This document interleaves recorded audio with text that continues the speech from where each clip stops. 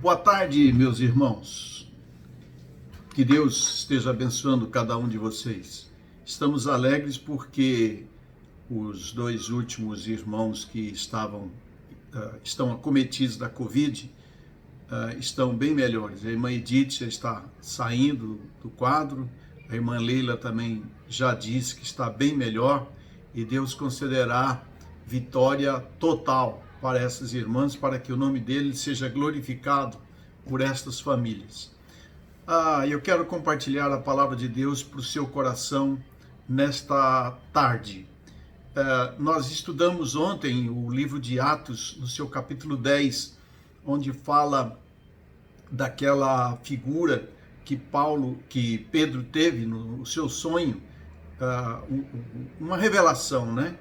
Foi uma revelação que ele teve. Enquanto ele orava, um lençol baixou cheio de animais, quadrúpedes e répteis, coisa que ao judeu não era permitido tocar por causa da pureza. E 3 vezes o Senhor, que estava revelando, disse assim: não chame de impuro aquilo que Deus purificou. E a gente vai encontrar a igreja de Jerusalém chamando Pedro para uma conversa, dizendo: como é que é esse negócio aí? Como é que é isso? O que aconteceu lá na casa de Cornélio? E aí Pedro contou todo o seu testemunho, dizendo que ele estava orando e que Deus, que apareceu isso para ele, essa visão, e ele viu, e a visão dizia: pega, mata, come. E ele dizia: não, senhor, eu não como coisa impura. Uma voz lhe disse: não chame, não faça impuro aquilo que Deus purifica. Eu creio que houve aí uma progressão, e eu queria falar alguma coisa rapidinho sobre isso. Mas antes, eu quero ler com os irmãos o texto de Atos capítulo 11, Atos 11, verso 18, porque em Atos 11 vai contar que Pedro foi à igreja e diante dos apóstolos, diante dos judeus, os cristãos judeus que ainda pensavam como judeu, mente fechada, ele foi diante dos judeus e contou tudo. E na medida em que ele contou e que foi até Cornélio, a sua família, os seus amigos, falou do evangelho, falou de Jesus, eles receberam a Jesus, e quando eles receberam a Jesus, o Espírito Santo se manifestou. É algo que está mexendo muito com o meu coração, essas manifestações do Espírito Santo, manifestações pneumológicas. Então, quando eles ouviram isso, eles se alegraram, diz o texto de Atos 11, 18. Quando os demais ouviram isto, acalmaram-se e glorificaram a Deus, dizendo: então também aos gentios Deus concedeu o arrependimento para a vida. Coisa bonita, né, irmãos? Ampliou a visão deles. E isso me fez pensar em alguma coisa que nós chamamos de revelação progressiva.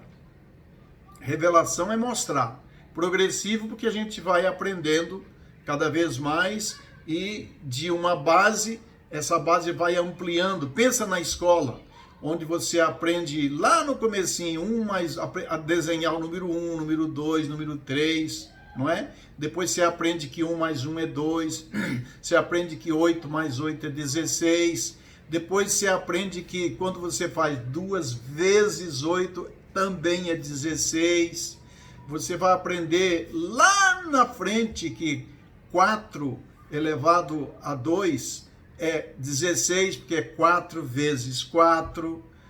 Então a gente vai num progresso. E, biblicamente falando, revelação progressiva é uma revelação bíblica que traz elementos novos que não contrariam revelações divinas anteriores. Não contrariam.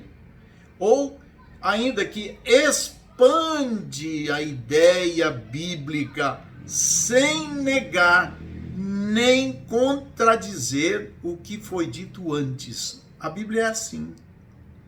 A gente não tem a Bíblia toda no livro de Gênesis. Não tem.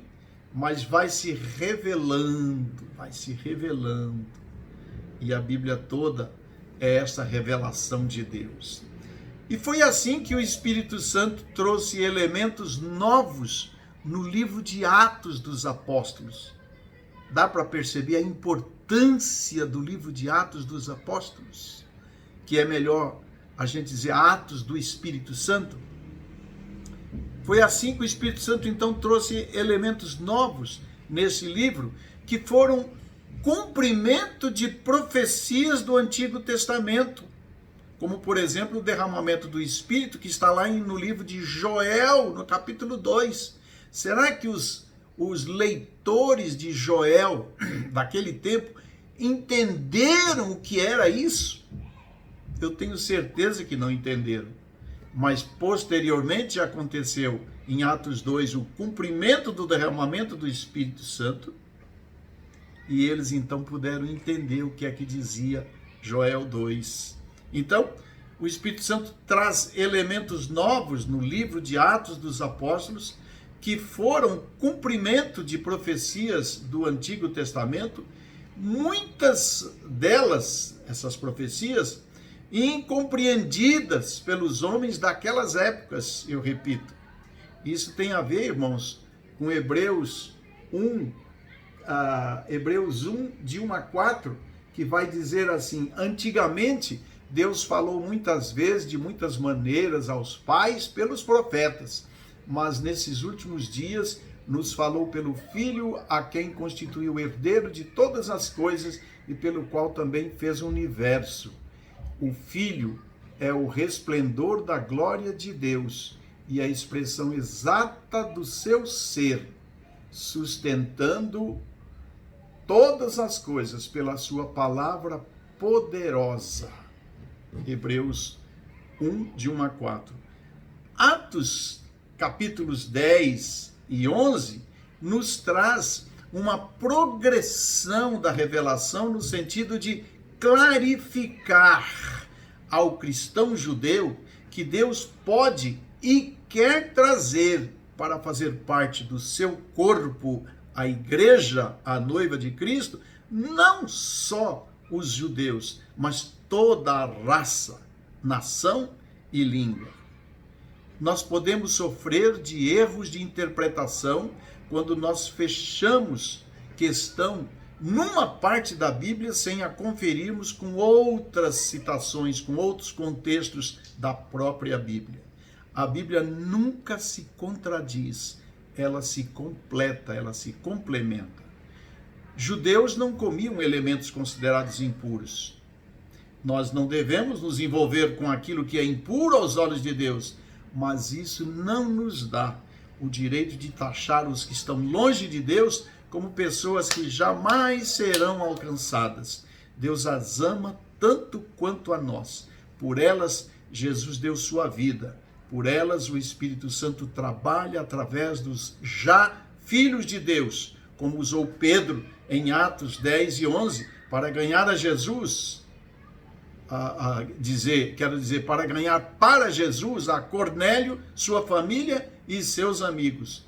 E os judeus entenderam que o Espírito Santo não era exclusivo dos judeus, mas poderia alcançar outros que não eram judeus. Por isso, é importante ler a Bíblia, estudar a Bíblia, debaixo da orientação do Espírito Santo, para que cresçamos na compreensão de Deus e de sua santa palavra. Que Deus lhe abençoe e que você tenha interesse na palavra de Deus sempre. É a minha oração. Tenha um bom final de dia, um bom final de quarta-feira, e logo mais, às 19h30, você é convidado a adentrar a nossa sala de oração para orar conosco. Logo eu mandarei o link para você. Deus te abençoe.